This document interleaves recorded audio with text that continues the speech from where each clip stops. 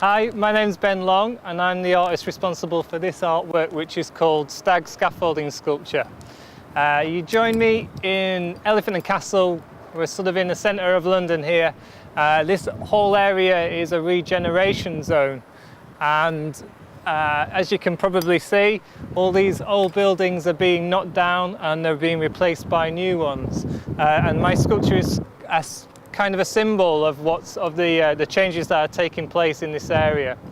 What I'm interested in as an artist is actually taking art away from the gallery and putting it in a completely different scenario so that people who don't normally go to galleries can actually see something creative in their everyday lives. When I left college, I had no money and no studio and no gallery where I could show my art.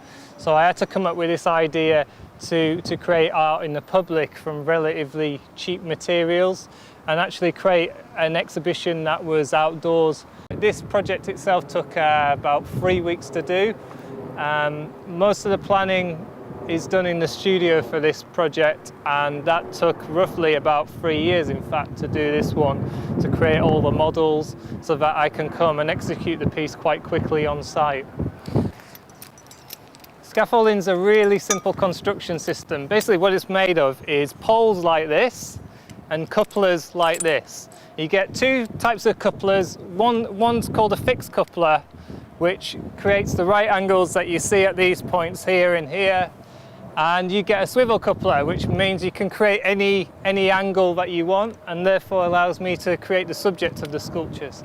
This scaffolding tubing, it all looks like it's made out of the same material, but it's actually two different metals.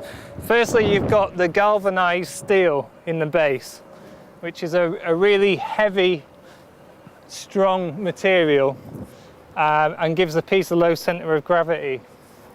And then what I do is I use aluminium scaffolding for this, from this level upwards. So all this in the structure is made of aluminium.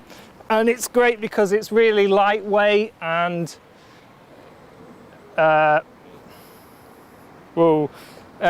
really light and enables me to make any shape that I want, and it enables me to make the sculptures bigger than they could normally be if the whole thing was made out of galvanized steel. So with most of these sculptures, I end up constructing them on my own. I had a little bit of help with this one from my friend who came and helped me make the base low down. But the higher I get, the less people want to help me. And so I'm the person who normally is at the top of the sculpture putting the last pieces on. And I'm really happy when it's finished because it means I can get back down on the ground, which is what I'm going to do now, I think.